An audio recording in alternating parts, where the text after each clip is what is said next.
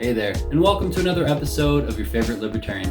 I'm your favorite libertarian, and I am a tall, skinny dude.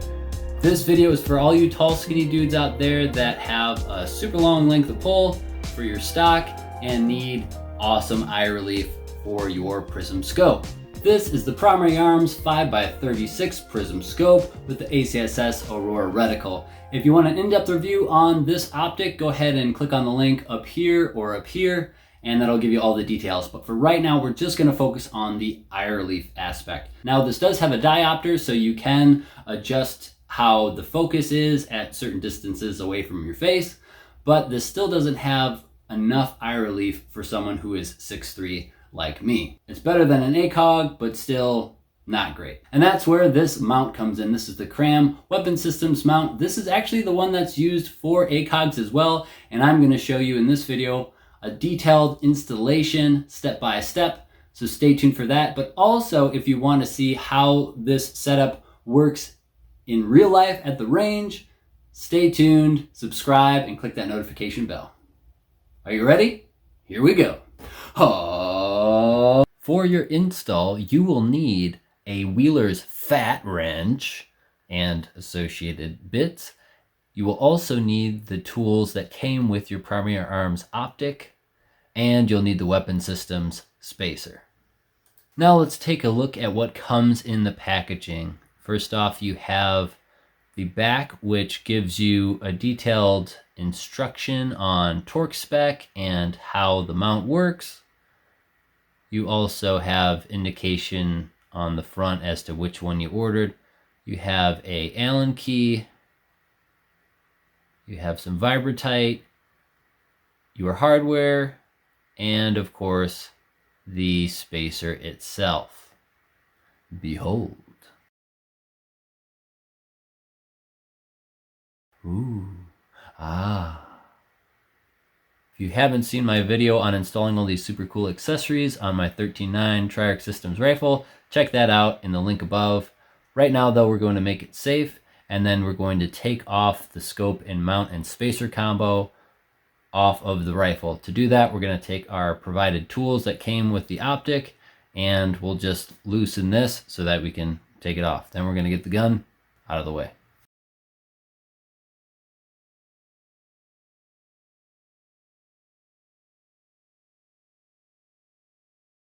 As you can see here, we have two screws going through the mount, through the spacer, and then to the optic itself. We're going to remove these two screws, and then we will remove our OEM spacer. The OEM spacer and mount and scope combo make it a lower 1/3 co-witness. There is really no difference between that and the 7.0 spacer, so we're just going to remove it, but you can take a quick visual comparison between these two, and you can see that the big difference is that one is longer and has more holes.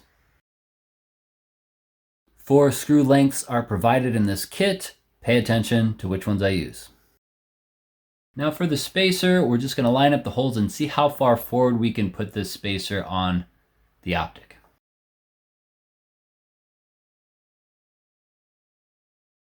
All right, pay attention to which screw I'm picking.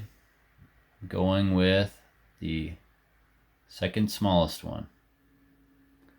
And I'm going to first thread it through to make sure that it's not going to protrude too much on the other side of this mount, and it's not going to hit the optic itself. And as you can see, I have clearance, and that's the most thread I can get through there, so I'm going to go with that one.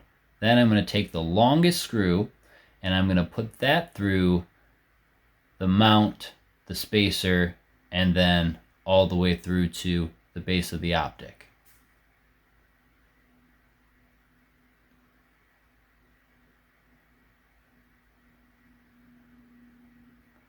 Now the last screw I'm going to use is the third longest screw, and that is going to go through just the spacer into the body of the optic.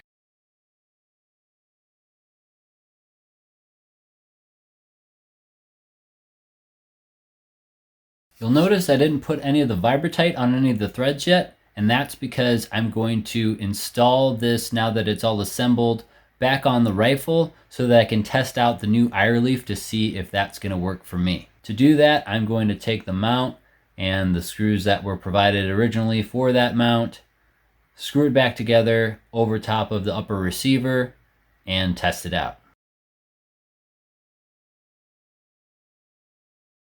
I did a few quick dry fire drills just to test out, one, how the new eye relief felt, two, to adjust the diopter as it does have an adjustable diopter, and three, just to play with the new accessories that I put on. And so far everything looks super great. As far as application goes, I prefer the blue Vibratite over the red Vibratite that I usually get. This is the Vibratite that's included in the packaging. It goes on more like a liquid, more like blue Loctite does, which is really nice. It's a lot easier to manage as you're installing things. And again, what I'm going to be doing is doing the same process, but with the Vibratite on the threads. I'm going to start it with this Allen key, but then I'm going to take my Wheeler's fat wrench and I'm going to torque it to the specific torque spec for everything. And in this case, it's 10 to 12. Once that clicks, you know that you've reached the maximum that you've set it for. And then you're just going to repeat that process with every screw. Again, we are going in the same order that we did before, just kind of in reverse. So I started with just the spacer to the base of the optic. Next, I'm going to be putting these both through and getting blue Vibratite on both of them, then pushing it through the holes and screwing them both in with the Allen key, and then finishing it up with the Wheeler's fat wrench.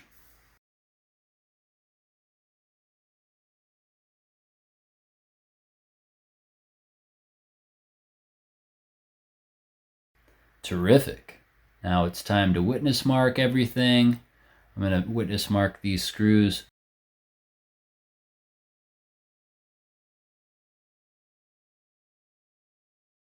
And after applying some blue Vibratite to the screws for the mount itself, I'm going to make sure the assembly is pushed forward as far as I can, making contact with the Picatinny rail, and use my provided tool with the optic to tighten it back down, and of course witness mark both of those screws as well.